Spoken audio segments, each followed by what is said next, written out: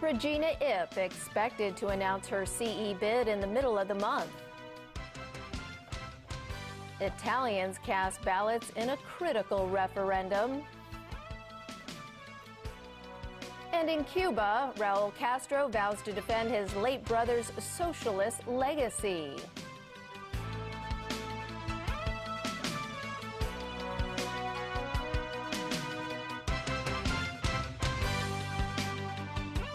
Good evening. Multiple sources have said New People's Party Chair Regina Ip will be announcing her chief executive bid in the middle of the month. Mrs. Ip has refused to comment. Another potential candidate, Financial Secretary John Tsang, shared on his blog today what Beijing officials told him during his trip to the capital city last week. Adam Shu reports. Widely expected to vie for the city's top job, executive councillor and legislator Regina Ip has kept everyone guessing about her plan. Now the moment of truth could be arriving soon.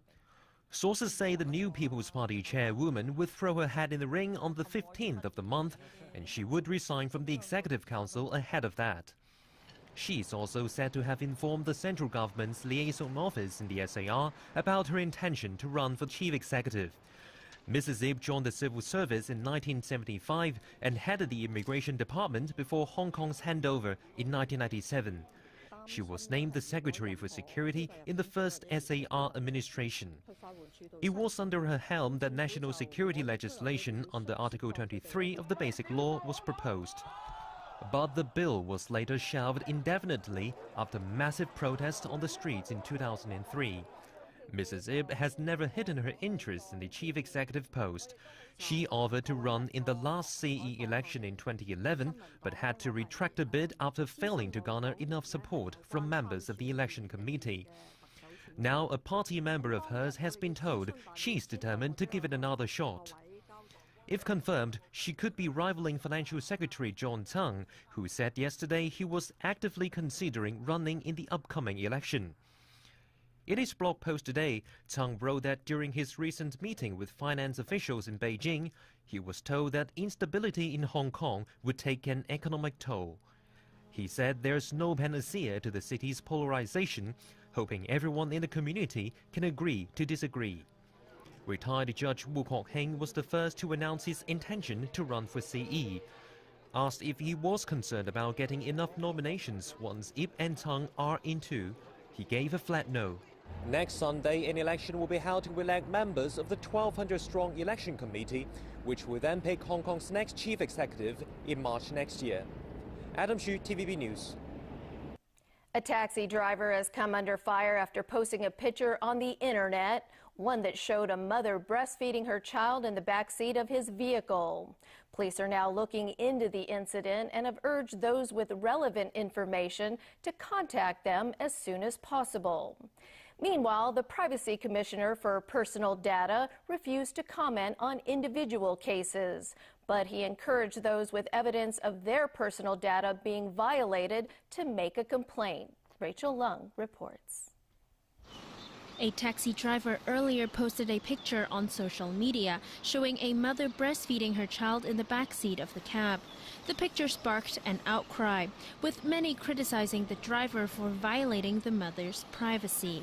I don't think it's very nice to do that because it's quite private, but after it's very natural to breastfeed. So if she needs to breastfeed in the taxi, she can. She has her right to feed her baby, and it's just nonsense for the taxi driver to upload this video or photo. The Hong Kong Taxi Council called the move disrespectful. From the angle of the photo, it may not be taken by any CCTV device, but just by some mobile phone, it seems to us. No matter what, it can't be an excuse that he can take the photo and then disclose it publicly on internet to others. It is the privacy of the passenger.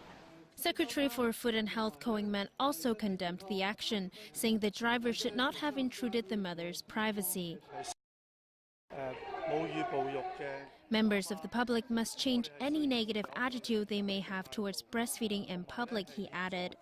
He said the right of mothers to breastfeed their newborns ought to be respected. Ko also urged companies and restaurants to make room for breastfeeding facilities so that mothers will feel welcomed. Rachel Ling, TVB News. Italians are voting today in a referendum that would reduce the role of the upper house Senate and claw back powers from regional authorities. But it has also turned into a virtual plebiscite on Premier Matteo Renzi, who promised to resign if his center-left government loses the vote. Alan Booknier reports.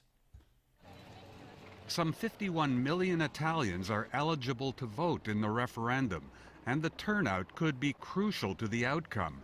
Support for the yes side has been waning, but pollsters say hostility to his reforms are strongest among young voters and those in the poor South, who often don't bother voting. The yes side says the changes proposed will help streamline government decision-making, bring political stability, and help modernize Italy. The no side, which includes hardline communists and the right-wing anti-immigration party, say it will erode democracy by concentrating too much power in the premier's office. Matteo Renzi had promised to step down if he lost the referendum, but that was when he had strong public support. Over the past few months, that's changed. All surveys published before a blackout was imposed 2 weeks ago put the no camp ahead. Renzi has ruefully confessed to making a big mistake by promising to resign if the no side prevails. Private polls have continued over the last 2 weeks, and bookmakers say the no camp remains the clear favorite.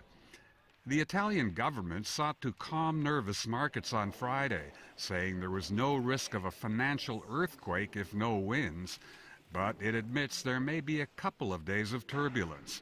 Most of the market jitters are focused on Italy's banks, saddled with almost $400 billion in bad debt. Government officials worry that potential bailout investors may be deterred by political instability should the no side win. Alan Booknier, TVB News. Austrians are going to the polls today to choose their next president, a choice between a right-wing populist and a left-leaning former politician. The vote pits Norbert Hofer of the anti-immigration Freedom Party against Green Party candidate Alexander Van der Bellen. Today's runoff vote is a rerun of an election held 6 months ago in which Hofer narrowly finished behind with 49.65% of the vote. While Austria's presidency is mostly a ceremonial post, the election is being closely watched as a barometer of how populists may fare in other EU countries in the coming months. If Hofer wins, he'd become the first freely elected far-right head of state in Europe since World War II. The bodies of 9 people have been pulled from the charred remains of a warehouse that caught fire at a dance party in Oakland, California. At least a dozen others are missing and feared dead inside. The cause of the blaze and precise number of casualties remain undetermined. At least 50 people were in the warehouse late Friday night when a fire began ripping through it. Turns out the couple who ran the warehouse illegally used it as a home for a dozen people and an artist's workspace. Former residents called it a death trap with few exits. The couple charged tenants to cover the warehouse rent and use proceeds from the parties to pay for their own living expenses. An aerial view shows the fire gutted the entire building and caused the roof to collapse. A memorial ceremony was held last night in Cuba to pay tribute to Fidel Castro, who died last week. That's where President Raul Castro asked supporters to help defend his brother's socialist legacy. They came in the tens of thousands to say farewell to the leader of the Cuban Revolution. Throngs of people throughout Latin America attended the send-off in Santiago de Cuba. This includes leftist foreign dignitaries, Bolivian President Evo Morales, Venezuelan President Nicolas Maduro, and former Brazilian Presidents Dilma Rousseff and Lula da Silva.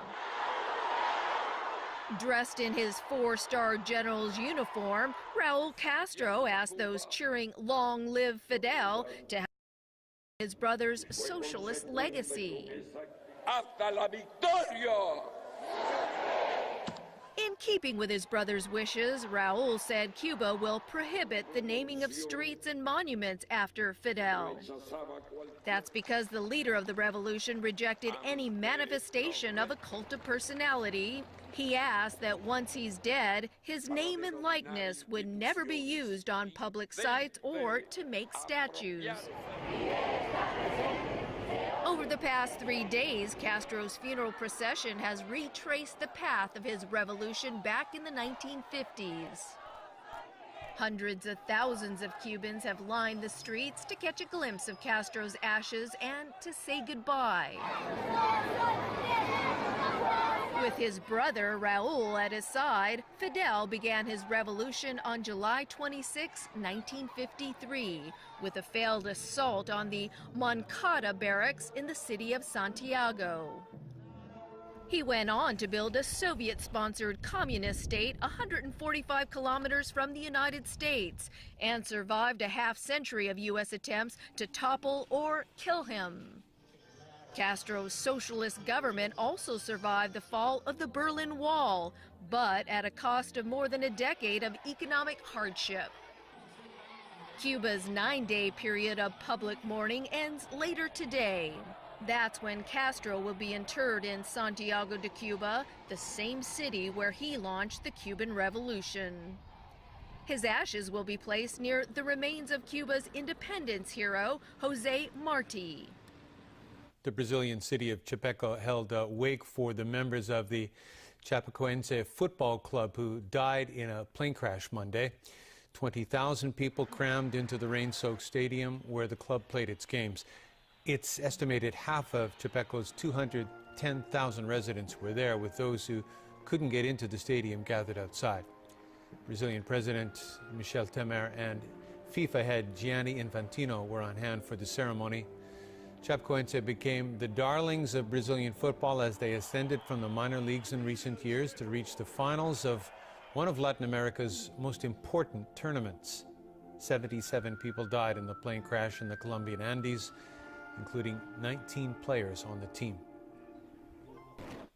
Still ahead in our newscast, a mass rally in the Indonesian capital calling for tolerance and unity.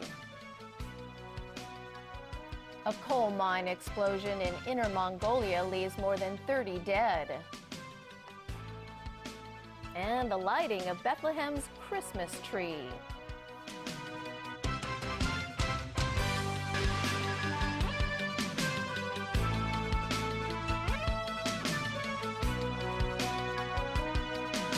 Welcome back. Tens of thousands of Indonesians rallied in Jakarta today calling for tolerance.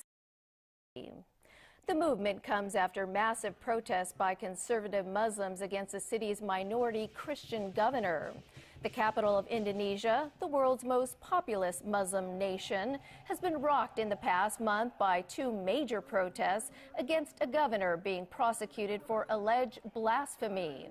The movement against the man known as Governor Ahok, who is the first ethnic Chinese to be governor of Jakarta and the first Christian in half a century, has challenged Indonesia's reputation for practicing a moderate brand of Islam. A demonstration against him on November 4th turned violent, with one dead and several injured. Hardline Muslim groups are demanding Ahok's immediate arrest. A gas explosion at a coal mine in Inner Mongolia on the mainland has left 32 people dead. The explosion hit the mine at about midday yesterday in the city of Chifang. Out of the 181 people working underground, 149 managed to get out. The rest of them died. News of the blast came just hours after 21 miners in Heilongjiang province were confirmed dead following another coal mine explosion 5 days ago. Democratic Party has elected Wu Chi-wai as its new chairman.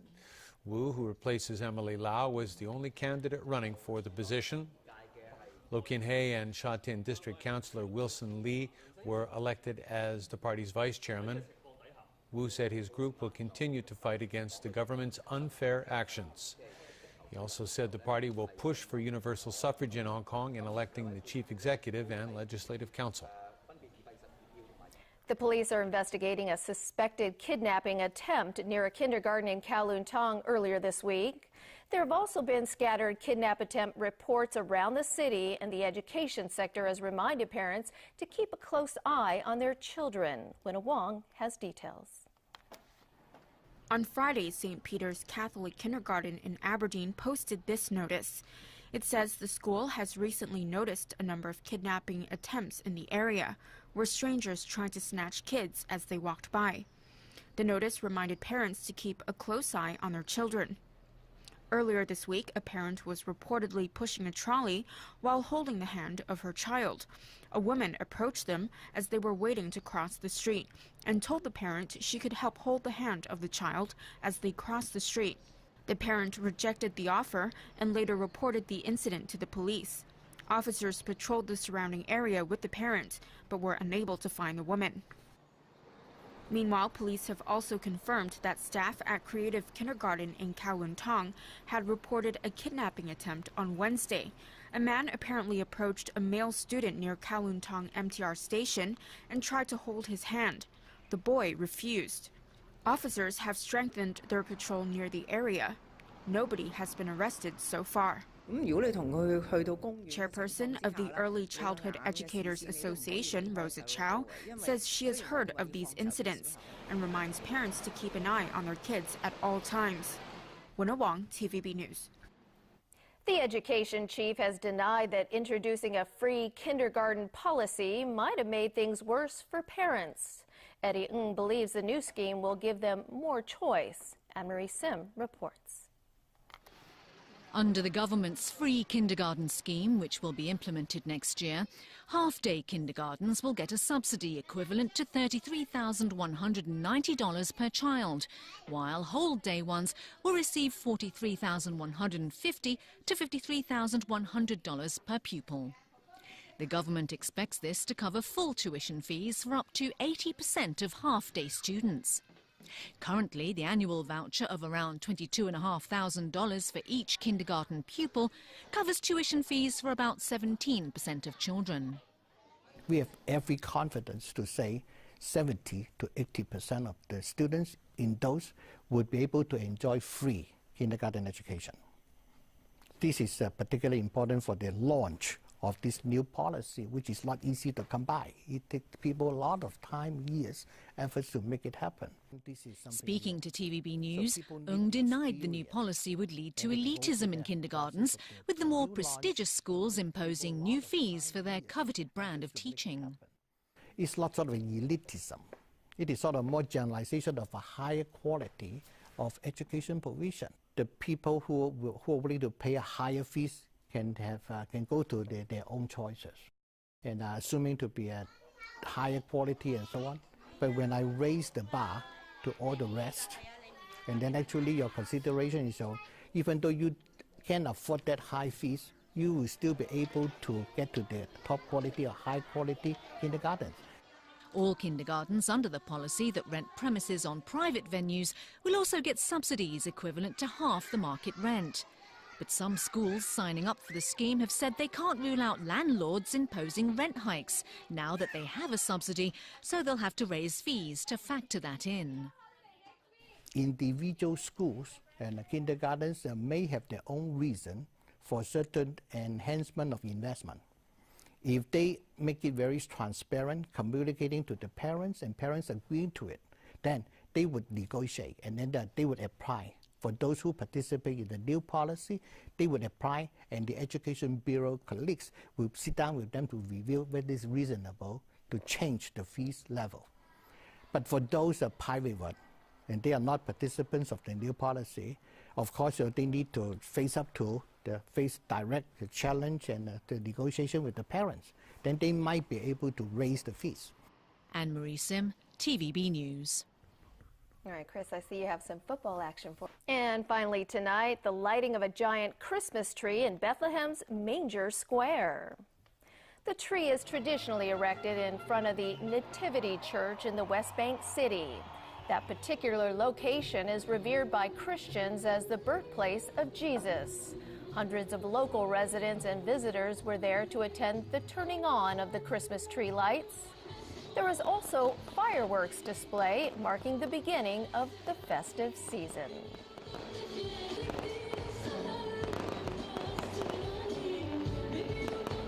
And that is a lovely wrap of our news. Good night.